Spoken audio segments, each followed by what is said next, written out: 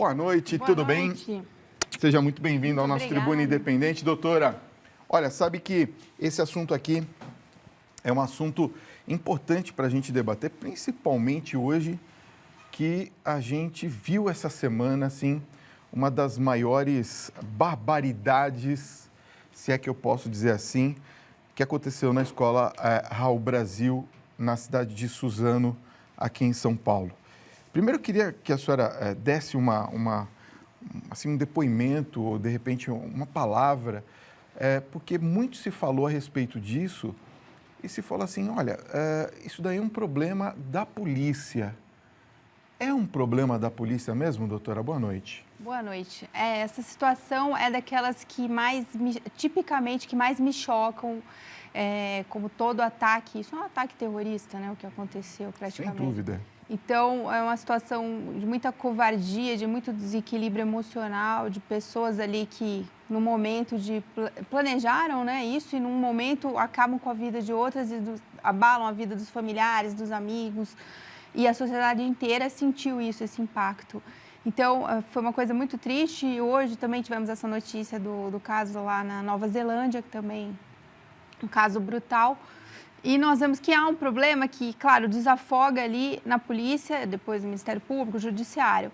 Mas antes disso tem um problema familiar, né? Um problema de desestrutura e talvez também um pouco do bullying que um estudante sofre e tal. Então são várias coisas que estão interligadas e isso chega à polícia e todo mundo quer a aplicação da lei e tal, mas na verdade são várias coisas que vão ajudar a evitar que coisas como essa aconteçam. Na verdade, as pessoas falam muito da polícia como se vocês fossem uma espécie de robôs que não têm sentimentos. E não é por aí, né? Também vocês, nesse dia a dia, doutora, penso que é muito difícil trabalhar com esse tipo de situação. A senhora é casada, não? Sim. Então, tem filhos? Ainda não. Ainda não, mas sobrinha. Quando você vê uma situação dessa, gente que tem filhos, vocês, principalmente que trabalham diretamente com isso, eu acho que choca também sentimentalmente vocês. É difícil trabalhar, não é, doutora? É muito difícil, sim. Na área que eu atuei também de repressão ao combate à pornografia infantil, também tínhamos acesso a coisas muito chocantes, muito graves também que acontecem. Então, esses crimes cometidos contra crianças, adolescentes, são especialmente brutais, realmente.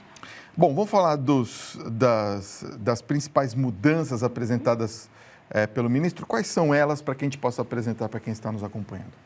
O pacote de mudanças, né, se divide praticamente em questões de combate à criminalidade organizada, corrupção, também aos crimes eleitorais e algumas questões também processuais penais. Então, essas são as bases da proposta, né, do projeto. É claro que já existem outros projetos de lei tramitando no Legislativo, mas ela tem, o que tem de especial, né? O que diferencia? Há medidas bem rígidas para retomar um equilíbrio ali do próprio sistema penal. Porque muitas vezes criminosos, nós estamos cansados de ver isso, né? São presos e um pouquinho depois são soltos e cometem novamente o delito. Então, essas pessoas são muito perigosas. Então, essa lei, ela recrudesce, aumenta penas, dá um tratamento especial para algumas questões também que ajudam na investigação, como bancos de dados, de DNA, de dados da pessoa, né? Para facilitar depois um reconhecimento e também das impressões digitais, porque nós temos alguns bancos de dados, mas não funcionando em harmonia nacionalmente. Então, já é um primeiro passo para facilitar depois o reconhecimento e a identificação de criminosos, porque o Brasil ainda está um pouquinho atrasado nisso, precisamos avançar. E as medidas aumentando as penas também, até mesmo de quem está cometendo crimes relacionados ao porte ilegal, à posse ilegal de armas, essas penas são aumentadas. E isso, de repente, poderia até auxiliar, evitar que crimes bárbaros como esse, relacionados a armas clandestinas que circulam, né, no mercado ilícito, que chegasse às mãos de pessoas completamente desequilibradas. A gente tem que ter um cuidado para tratar do assunto armas, porque a gente percebe que há duas linhas de pensamento, se falando principalmente da questão do porte de armas, se confunde muito ainda com a posse e o porte de armas, né? Na verdade, o que o governo brasileiro está propondo me parece que é a posse da arma, não é isso? A posse dentro de casa, no trabalho e tal. A senhora acha que, por exemplo, uma medida como essa, de se ter uma posse de arma, vamos supor que lá na escola, se tivesse essa arma, talvez por um profissional, um segurança, alguma coisa nesse sentido que fosse gabaritado, poderia-se ter evitado, de alguma maneira, essa situação que vivemos recentemente? Não. Essa questão ela é bem importante. Se alguém capacitado para isso, um profissional da segurança, ainda que privada, estivesse ali a postos e não deixassem qualquer pessoa entrar naquele local, poderia ter sido um fator realmente para minimizar o dano daqueles sujeitos que fizeram isso. Mas notem que ele teve acesso, né, um deles principalmente, porque já tinha sido estudante, então ele já teria talvez burlado essa vigilância. Então, o que seria importante pensar, talvez, em detectores de metais, como já acontece nos prédios do próprio Poder Judiciário, da polícia também. E nos Estados Unidos, salvo engano, eles também fazem isso, colocam detectores de metais na entrada das escolas. Então, nós vimos também que parece que tinha um policial civil lá dentro, é isso? Eu não sei se nesse caso também poderia ser algum atenuante você ter um policiamento mais efetivo dentro das escolas. Nesse caso, por exemplo, do pacote anticrime, prevê alguma coisa nesse sentido ou não? No pacote anticrime, o que se poderia pensar é assim, no aumento das penas, também de dificultar a soltura de pessoas que não preencham determinadas... As saidinhas, né? As saidinhas, exatamente. E a punição maior para quem está com uma arma de maneira irregular. Mas, na realidade, são várias coisas, né? Evitar uma tragédia dessas é muito difícil, porque teria que ser feita uma previsão, uma previsibilidade daquilo que está acontecendo. Então, entra ali o papel da família também. Se detectar que tem uma pessoa que está passando por uma situação anormal, que está muito presa ali a jogos violentos, não que todo mundo que jogue isso seja alguém com problema psicológico, mas tem sinais que a pessoa dá. E ali a família tem que ficar atenta, não fazer aquela vista grossa, né, como às vezes acontece. Às vezes a gente vê esses jogos que são propostos para os jovens e às vezes os jovens não têm nem a capacidade de discernimento real desses jogos, né, que são pensados de maneira até para que induza o jovem a criar um certo vício de querer jogar aquele tipo de videogame, por exemplo. Não teria possibilidade da gente ter, nesses pacotes que estão sendo propostos no Congresso Nacional, alguma coisa nesse sentido para uma fiscalização para quem produz esse tipo de material e disponibiliza isso? Talvez poderia ser pensado, né? Que tipo de conteúdo pode ter um jogo desse? Claro, tomando cuidado também com a liberdade de expressão, para não ser uma censura prévia.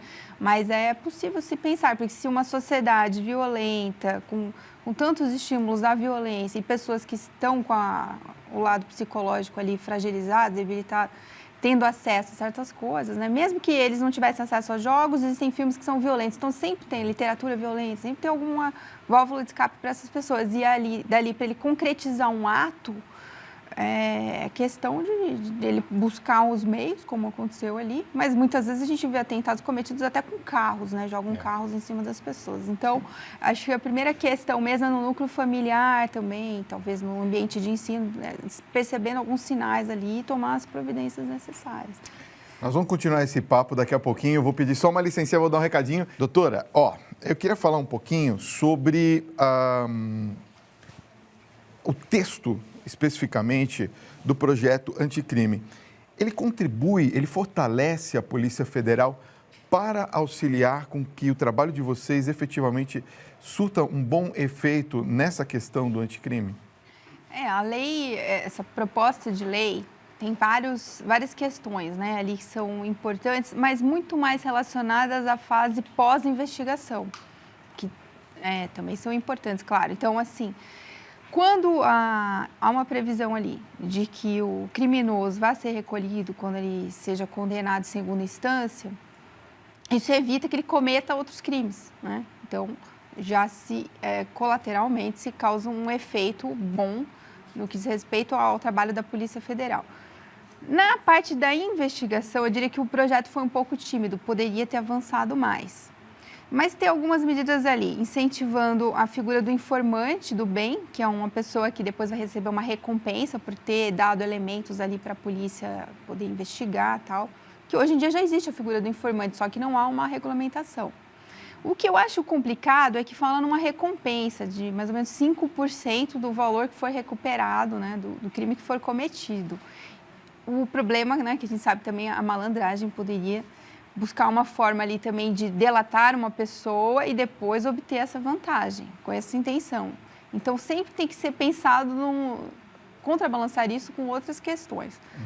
Então, haveria esse risco. Mas é um avanço, de certa forma, é uma ideia, incentivar que pessoas sejam informantes contra o crime. E não apenas testemunhas, é uma figura um pouco diferente.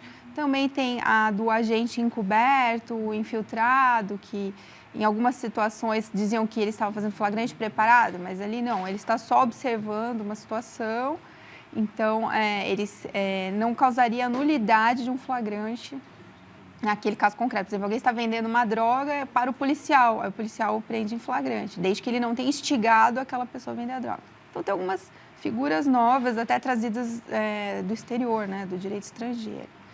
Ainda utilizando como exemplo o recente massacre, se é que a gente pode chamar assim, né, de Suzano, a gente percebeu que os jovens tiveram acessos a armas, inclusive com a numeração raspada. Isso é um problema sério no nosso país e a Polícia Federal tem certa dificuldade até em conseguir impedir com que essas armas cheguem até essas pessoas. Nesse pacote não contempla nada a respeito disso, ou seja, a gente vai continuar com as nossas fronteiras extremamente abertas para essa entrada de armas? Muitas vezes as armas são até mesmo nacionais e desviadas também de segmentos da segurança pública ou até mesmo militares. Então, essas armas chegam até da campanha do desarmamento, né? Às vezes alguém pode ter subtraído ali naquele trajeto das armas. Então, a dificuldade fica da numeração raspada para rastrear de onde veio essa arma e tal, mas também, logicamente, vem armas do exterior, entram pelos portos, aeroportos, não só pela fronteira terrestre. É muito difícil realmente se imaginar que tenhamos policiais em todos os pontos, claro, fiscalizando 100% do tempo. Claro. E aí que entra aquela grande questão, que a Polícia Federal está com efetivo muito baixo. Estamos com 25% de déficit só do efetivo policial. Nossa. Que já não é um efetivo muito grande. Se fôssemos preencher os cargos, chegaremos mais ou menos a 15 mil cargos. Então, imagine isso num país da dimensão do nosso. Então, há uma dificuldade. Aí há a necessidade também de investimentos em tecnologia para que a Polícia Federal consiga também desenvolver melhor os seus trabalhos. Porque a Polícia Federal, é importante salientar, desempenha tanto um trabalho de prevenção na área de polícia administrativa, migração e tal, como de repressão ao crime. Então, o que eu vejo, assim, o ministro Sérgio Moro, ele tem um histórico muito importante ali na atuação dele no período em que ele foi juiz federal. Ele conhece muito o sistema, né, de como que as coisas, da maneira macro, como que aquele dinheiro do subterrâneo do crime chegou ali até interferir na política, como que houve essa promiscuidade, né, que infelizmente aconteceu no nosso país e ainda não estamos totalmente a salvo de algumas coisas. Ele se preocupou com a questão também da justiça eleitoral, que agora está sendo discutida no Supremo. Então, de repente, uma lei pode vir a resolver muitas coisas que ainda o Supremo é que acaba decidindo. Então, se isso for colocado, né, algumas questões foram colocadas em lei, isso torna mais forte o combate à criminalidade. E o papel dele como ministro também vai ser muito importante durante esse período que ele vai ficar, porque ele vai ter condições de melhorar o funcionamento da Polícia Federal, da Polícia Rodoviária Federal também, que desempenha um papel lado a lado ali com a Polícia Federal. Então, tem muitas frentes ainda que ele pode desenvolver no combate ao crime, já na execução, por isso que está dentro do poder executivo.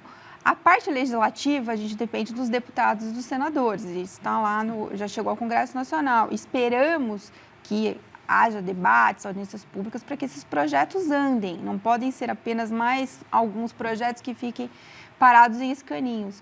Esses projetos são muito importantes e podem ser aperfeiçoados. Até queremos apresentar umas ideias, né? Por exemplo, 15 dias de interceptação telefônica prorrogáveis. É assim que funciona hoje e é muito pouco tempo. Imagina um agente que está lá acompanhando uma interceptação e o delegado pede para o juiz para prorrogar e a cada 15 dias ele tem que parar, fazer um relatório e fazer isso. Então, isso poderia ser estendido, até conversamos com membros do Ministério Público, para 60 dias prorrogáveis ou talvez 30 dias, se acharem que é muito tempo. E isso facilita muito o desenrolar da investigação. E toda a escuta telefônica, interceptação telefônica é feita com relatório explicando pormenorizadamente o que foi ouvido, monitorado naquele período. Então, 15 dias é muito pouco tempo.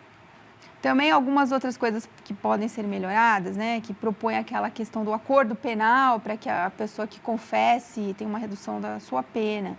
Talvez poderíamos pensar em incentivar também que essas pessoas façam a sua confissão na delegacia e que aquilo possa ser o delegado representando, explicando que aquela pessoa colaborou, que isso possa ser também considerado. Como já é mais ou menos o que acontece na colaboração premiada, que o delegado também pode fazer esse acordo com a pessoa. E o juiz sempre é quem vai fiscalizar isso, que vai decidir se autoriza essa redução de pena.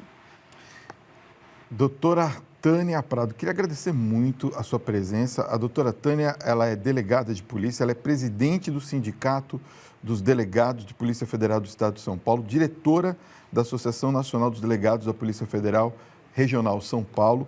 Queria agradecer muito, primeiro, da senhora ter vindo aqui no nosso programa falar desse assunto tão sério que a família brasileira, aqui no canal da Família, queria já trazer esse assunto para a gente entender um pouco esse pacote e como é que é a ação da polícia.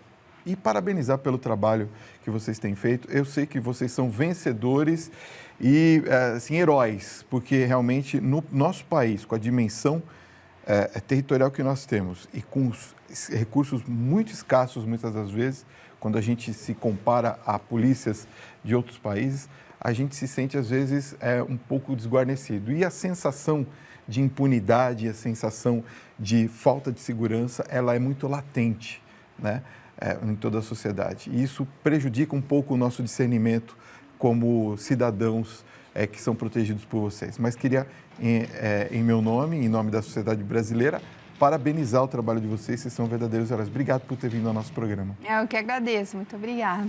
Muito bem. Ó, eu quero deixar os contatos, né? Você já colocou aí, Thiago? Coloca pra gente, por favor. Olha, tem um site, do sindicato, né? Isso. sindipfsp.org.br, tá aparecendo aqui no vídeo, ó.